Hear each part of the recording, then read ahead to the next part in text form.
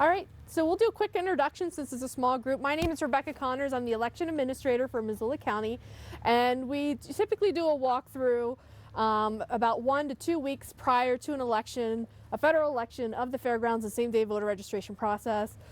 If anyone has been around in 2012, we had 4-hour plus wait times on election day, and we had about 1,100 or 1,200 voters go through the process. And since then, we've been enhancing and calibrating the process. And November of last year, we had over 1,600 people go through on election day, and we had less than 20-minute wait times. So we're really proud of that, and it's a constant tweaking depending on turnout. So that's why we've made some changes to our outline of the process, and that's what we're going to go through today. And so we'll start over here and have you say your name. And I'm Vance Bennett. He helps with parking on election day. I'm Jim Herstein, and I do the... He's going to be directing traffic flow. Trish Harris. What was your first name again? Trish. Trish. Harris. Perfect. And Bob Orris, we're from District 95. Excellent. I'm Jeff Fatnock. I'm chairman of the Election Advisory Committee for the Board of County Commissioners.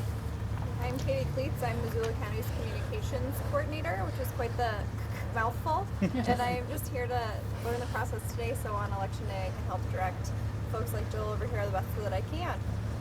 My name's Kia Abbey. I'm the deputy director at Forward Montana Foundation. Travis Hoffman. I'm also on the Election Advisory Committee. Excellent. Thanks all for being here. Any questions so far?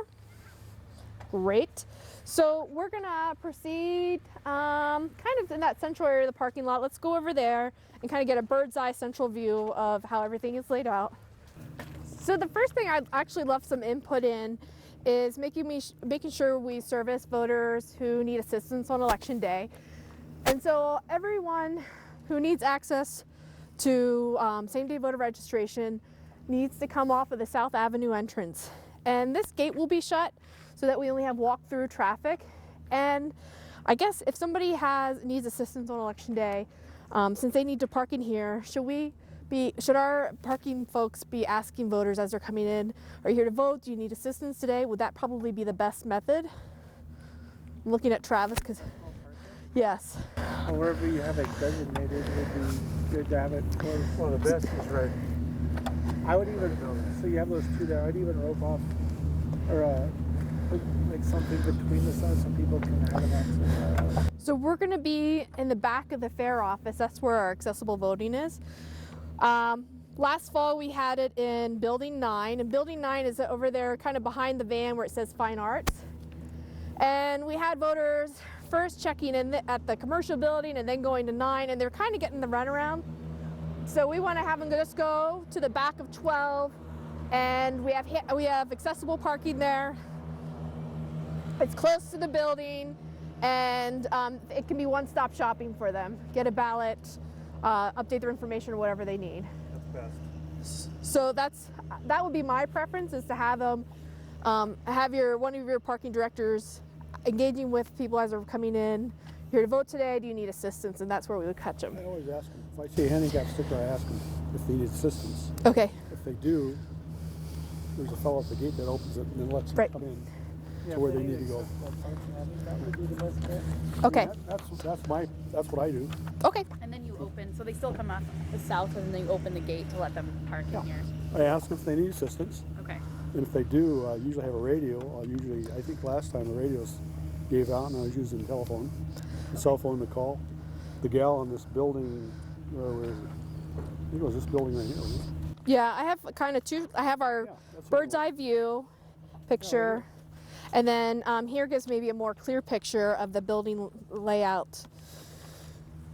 So in the past, in November, we used Building 9 for kind of like quick items if you needed to pick up an undeliverable ballot, if you had a rejected ballot. Unfortunately, it got a little chaotic in there, and also to help with the flow of everything, we're going to just move everything to one central location, and that's out of Building 15. So Automark's going to be in 15? Automark is going to be in the back of 12. So I guess my question is why is the Automark separate from everybody else voting? Unfortunately, with Building 15, it's really hard to find a space to put the Automark where somebody has privacy to be able to mark their ballot, because we have judges that are receiving deposited ballots, we have the ballot checkout area, and we don't have a space that's big enough to really accommodate all of that. So in 12, we'll have a privacy curtain. Somebody can mark their ballot there, and they're not having to worry about anybody looking over their shoulder. It's a lot of long ways to walk for some people who might not be able to walk that distance. Well, yeah, I was going to ask that. The Automark, I mean, last year when it was in Building 9, that didn't work. No. It was just too crowded in there. Yeah. So moving it into Building 12 is better. Mm-hmm. But if somebody just had mobility issues and not Automark issues, we were sending them over here. Mm-hmm. Is that? No, we can still send them over there to 12. Check in over there? Mm-hmm. Yep. So we're not even going to have a check-in process, and that's where I really want to be able to figure out who needs help on election day and who doesn't. So that's kind of the. So Building 12 does have the Automark, and it is kind of our ADA. Bradley's running the back of 12, and But so they don't have to go to one building, check in, and then go. right, no. So that's why, and also Building 12, the back of it is ADA accessible. It has a ramp, has ADA accessible doors, and the parking is really close. So they can drive through and then park on the side of 12. There's parking on that side as well. Yep. So they can go through, we'll move those barriers, and they can park on the side over there. Are you going to have a person here that can help with ADA that I can talk to if I need Yep. somebody needs help? Bradley's gonna be that person. Okay, super. Mm-hmm. Would you guys like some handouts? Peter and, let's see. There's one set. This is our kind of just working out all the kinks so we have a successful election day. Everything's counted by 8:30, right? Oh yeah, So that we can I can't wait to be home by 9:30. have an extra one of those. Oh yeah, absolutely. I'm sorry, Jill. There you go. Uh-huh. All right. Always, I think the goal has to be to make it as easy as possible with the least amount of runaround. Right. So if Travis can come to Building 12 and get all of his voting needs met in that one stop, that sounds right to me. Yeah. See, and like you said, Bradley's going to be there to help if he needs help in some way, Mm-hmm. Yeah. shape or form. Bradley's there. So will somebody be able to come in through the Russell Street there, or will they be sent back around? They will be sent back around. So Travis asked about Russell Street entrance, and we have issues of people accessing Russell Street, and it breaks up the flow of how the process goes. So we have people entering from the back, and then they're told they have to walk the whole way up here and start the process. So if we can have voters access everything off of South Avenue, that's preferable, and we're going to have sections barricaded off back there so we can't have that through traffic. It really needs to work for the flow for everybody to enter off of South Avenue. We'll have ballot drop-off so we can catch people that way. This is going to be a ballot drop-off. That will be a ballot drop-off, and I think we're going to move it up a little more. I can't remember what Bradley and I discussed. Well, like right in here somewhere. Yeah. And we are going to have a person stationed off of there that will be saying, are you doing ballot drop-off or do you need to vote today?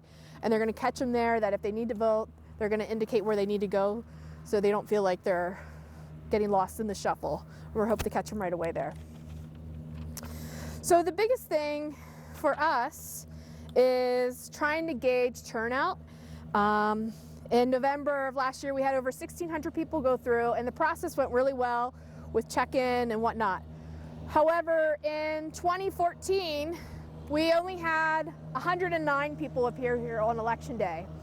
And we had this process set up where you had to check in, we had the overflow set up, and feedback from voters was it felt like it was a little bit too much, it was overkill. And even in the primary of 16, when we had 622 voters appear for same-day voter registration, we kind of heard the same thing at times when it was slow, that it was a little bit of overkill. They felt like their cattle going through the process. And so this year, what we're implementing, and Jim's kind of our keystone in all of this, is he and 3 other staff and another staff member at 15, they are going to be helping us gauge how that flow goes. So we typically have 25 seats set up in 15, and we'll ask people to keep going until those seats are filled up. Once he gets indication that that 15 is full, then he and the other judges will start the overflow process and having them go through the commercial building. We'll have 150 seats set up in there, and they start the ticket process so nobody loses their seat or their place in line. And once we get all caught up from that, because there will be some lulls, then we can go back to saying you can go directly to 15. I imagine from 7 a.m. till about 2 or 3 p.m., a lot of it's going to be, you can just proceed to building 15. And at some point that afternoon, that evening, we will transition over to an overflow period. And by not having a check-in person and having everything centralized, they don't have to check in and figure out which building they have to go to. They just go through commercial building only if there is a wait time, that they're out of the elements, that they have a place in line, and then they can come into 15 and we'll handle the process from there. So that's the big change. Are we going to do computer check-in in this building? We're not. No. You're just going to wait in line and then go into there and they'll do the computer check-in there. Yes, yes. And so everything we've gotten so much better at the process of same day and building 15, of doing the provisional ballots and doing replacement ballots, that we can get it all done in 15 and consider it one-stop shopping. And we don't feel like we're routing voters all over the place. There was some confusion. I think last November, sometimes voters would go over to 9, but then they needed to be in 15. And that will resolve a lot of that. So that's the big one. So Jim and 3 other people will be working. If we go into that overflow process, the 2 others will then go back to being ticket judges, and Jim will be out here kind of watching the flow of how things are going, communicating with the person out of building 15, and then communicating with the people who are issuing tickets in the back. And so it's a kind of a dynamic position, stepping in when there's a lot of voters and being able to step back when there isn't. That's the biggest change that we're doing. Well, if we have a special needs voter, I'll know because he'll open the gate, and we'll catch him there and move him Yeah. that way. Let's walk over to the side of 12 and show where that 88 parking is. And then we'll hop into the Fine Arts building and say hi to those folks too. This is building 12. Will it have a 12 on it? No, probably not. Can we get one? Yeah. Because I mean, it just, Yeah, if somebody knows they're supposed to go to building 12. absolutely. So this would be where the parking is. In 2014, we had our ADA parking here, and we used the back of 12. And we didn't utilize the back of 12 last year, but we are again. It is wired with internet, so we can have our phone support back here.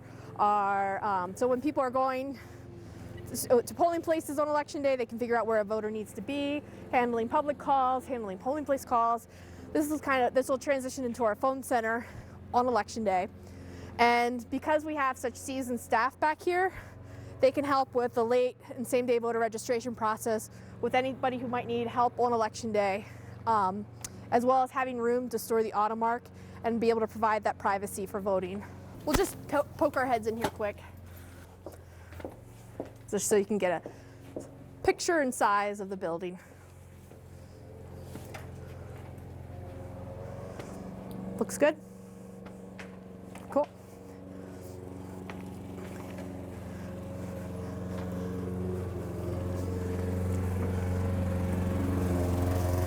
Next we'll go to building 9.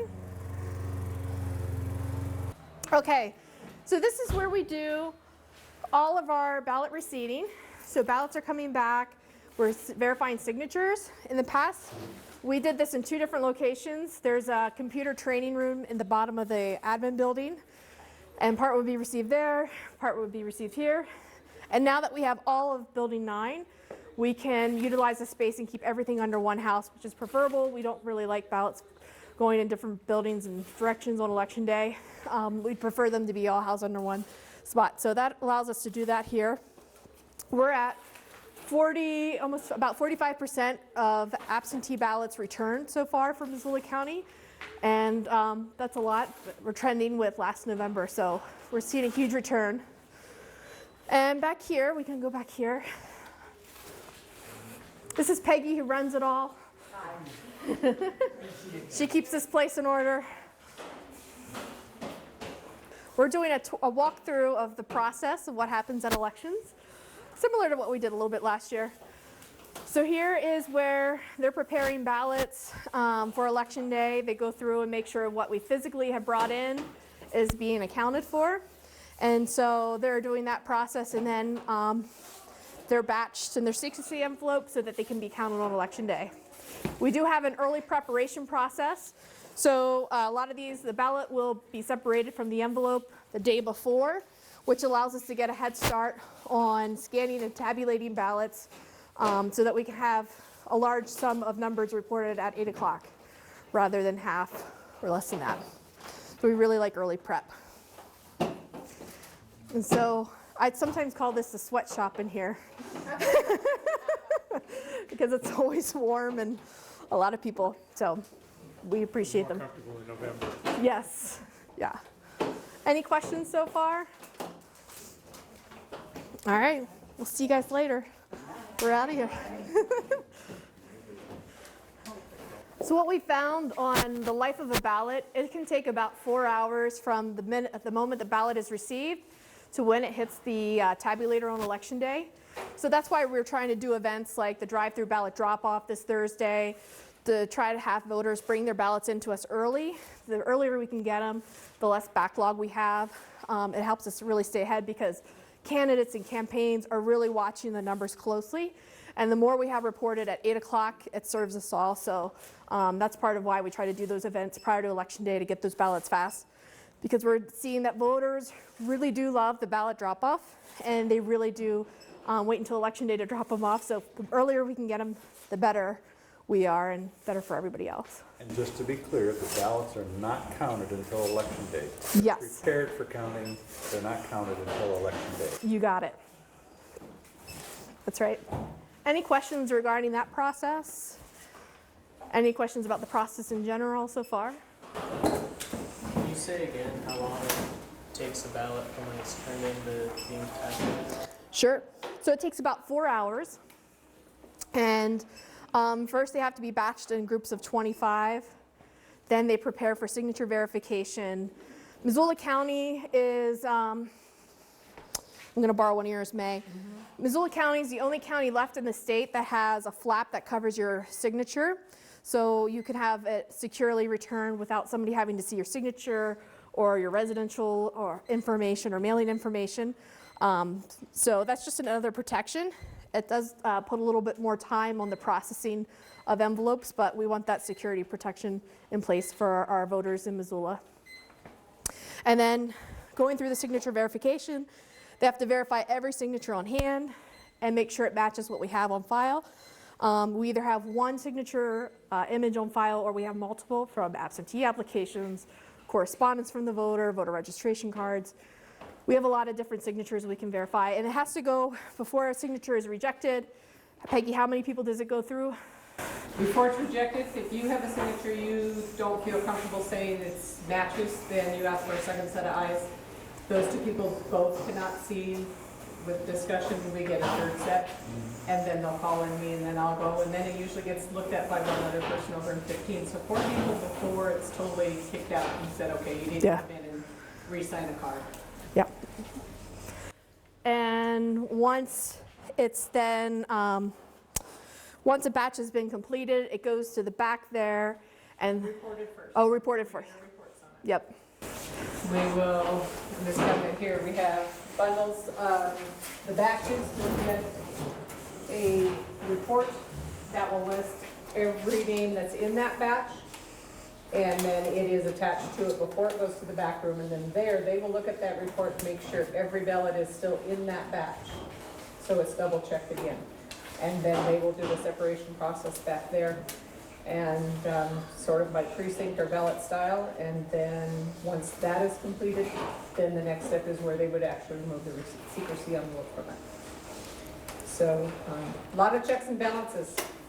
Yeah. We can track them and we can tell you where it's at and what's going on with it.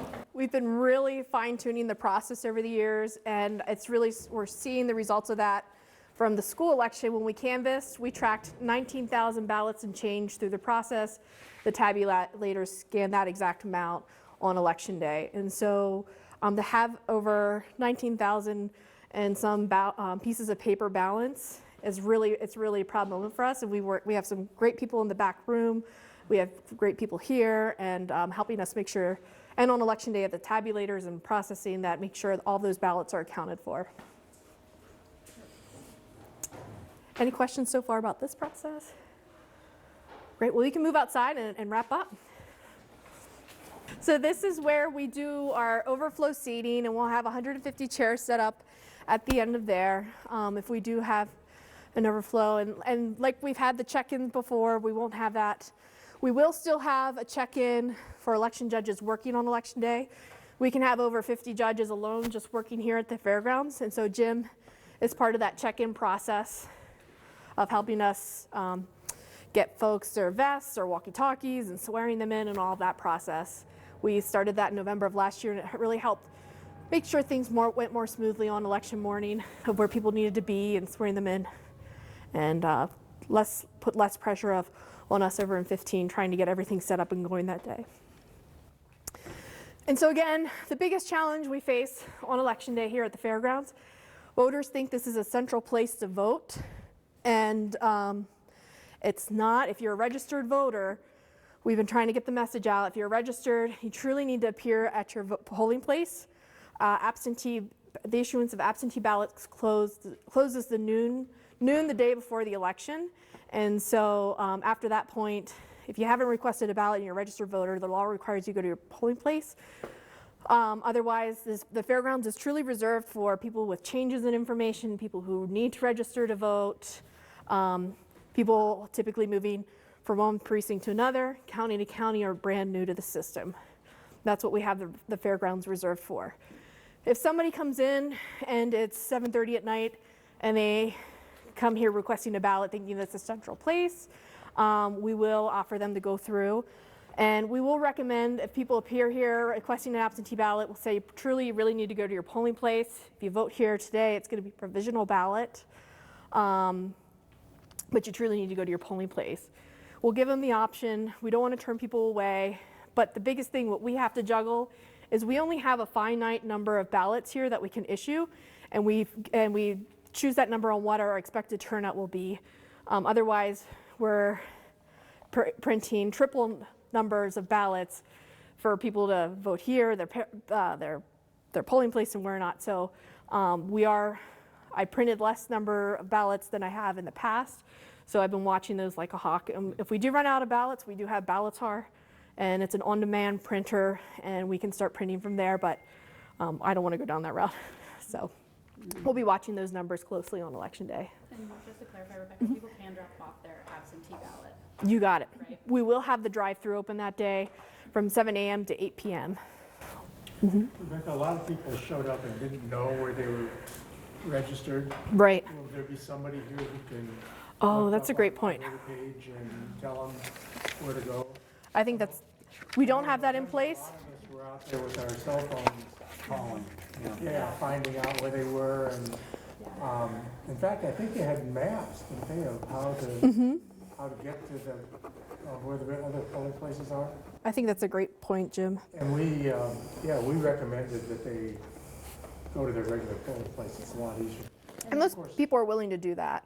In November, the wait was a lot longer. I mean, we were saying it's going to be a long wait here. You go to your polling place, you can walk right through, probably. Right. And if you need help, particularly with the My Voter page stuff, Okay. I'm sure that we could have our staff and interns come down and help with that. Okay, cool. That's something I haven't thought about. What we did use that for the check-in people a lot is voter lookup in. Well, not everybody has to check in like they did in November, but the ones who don't know, it would be nice if they could. Yeah. Is this yellow traffic pattern going to hold through the day? It's like you're not gonna try to have people coming out of the South Avenue. How's that typically work, Vance, with the, people that enter off of South, do they typically follow is your parking folks able to catch them and say you need to go off the Stevens Ave? Well, here's what happened in November last year. They were parking, they took up so much parking in the parking lot for the skating rink. I had to go and talk to the director, and we were in a little bit of hot water because they'd come with their kids at 3 o'clock and they couldn't find a place to park, and they were kind of irritated. So I've talked to Bradley and asked him about overflow in this area right here where there's grass. But typically what they do is most of them are gonna drop off and exit and go out. Right, I mean, but these guys coming off South Avenue, are you gonna try to direct the traffic that way? Yeah, we try to direct them so there's a, Yeah, you don't want you open the people gate, coming yeah. back out. yeah, that's a onto problem South. when there's a lot of people Yeah. coming, but we try to direct them, and this last time I did it on the second, I was directing everybody to come out this gate. I Right. had them open the gate right here, and I Yep, directed them to go out and make a big loop around them. yep. That's a good point about why we are having another person stationed at the Russell Street entrance. Last November, we did have some of the hockey people either making their own homemade barricades or removing our signage because of the frustration of parking. That was a problem. It was a And big problem. so we are really trying to make an effort to not have anybody park back there, and so that they're only parking in the dedicated area Okay. here in the fairgrounds, because we did make some waves. Okay. Well, hopefully that'll stop the flow from coming. We had several people that came from down there, Yeah. had to come up here to start. Right. And last November, we added a security person to kind of hang out in that space that's back there and catch those folks. And we'll have another person like that again saying, you just can't go start in the back of 15. You need to go all the way up here and make sure that you go through the flow. Is this where you block off? For the, Yes. Right. And people, they'll park at the, so where you see black is kind of where we have the barricades. But people walk between buildings and they still get through. And so we're really going to be encouraging folks to go through the South Avenue entrance so that everybody wins. Any other thoughts or questions? We're only going to have 12 stations this year. So last November, we had 20 stations in Building 15, and that was part of the success of having 20-minute wait times. We are paring it down to 12, and part of that is since we're not using the computer training room in the admin building, we need to pull from our reserve of computers to set up in 9 so that we have more receiving stations as ballots are receipted in. We've worked off of 12 stations in the past, and I think it'll work again. Well, each voter's it's one issue, one item. So Right. everybody's vote's gonna go quicker. Yes, absolutely. In November of last year, we had a 3-page ballot front, back, front, and we did have some backlog of people marking their ballot, and so yes, that will help it go a lot faster, having one item on the ballot.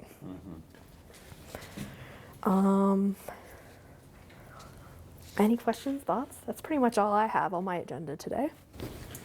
Because you have a lot of precincts that are consolidated, and I know that you did send voter cards, postcard for all the voters. Good job on that.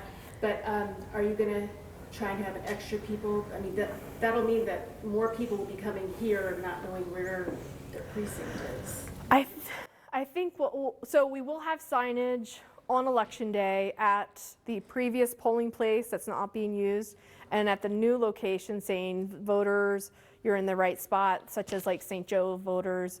We'll have signage at St. Joe saying you need to go to the senior center, and senior center saying St. Joe voters, you're in the correct spot. So we will have that. I think a lot of that's coming through in phone calls, or I think that's why our absentee requests are so high. Voters are saying, I just want to get it. I know there's some changes on election day. I want to get my ballot early so there isn't any kind of confusion. We've been seeing a lot of just absentee requests rather than changes in information. So a lot of voters who typically vote at the polls getting their ballots early. So that's a trend we haven't seen before. So in spite of the legislature's intent, we are gonna have primarily a voter by mail.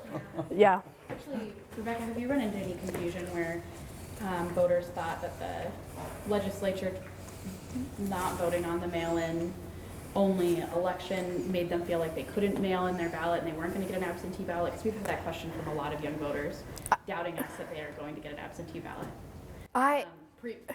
Prior to absentee ballot. I think that's one side of the coin, that they're not going to get an absentee ballot. It's the only polling place, or people are waiting for, they're like, I haven't got my ballot in the mail yet. We've getting a ton of calls of that. And we'll look at their voting history and see, well, you're traditionally a polling place voter. Do you want the option? And people are like, well, yeah, send it to me, because we just had an all-mail ballot election with the school, and they just received the ballot automatically, and they're still looking for that ballot. So there is quite a bit of voter confusion of the method of how their ballot is to be received. In Missoula County, can you just call and request an absentee ballot, or do you need to turn in the absentee request form? We do need a signature. So what we've been advising for voters is they can fill out the absentee ballot request and scan it to us, or take a picture with their phones. A lot of folks they have a smartphone today. They can take a picture of that request. Or all we need is a date of birth, a request saying I want an absentee ballot either for all elections or this specific election, and sign it. And they can take a picture of that and send it to our office. And we've been getting a ton of requests like that. So, Cool, great. yeah. Any other great questions? Perfect. Awesome. Well, I appreciate everybody appearing here today. This is one of the better turnouts we've had, and to get some great feedback. And it helps us try to work out any kind of snafus on election day, and we want to avoid snafus. So, so thank you, everyone.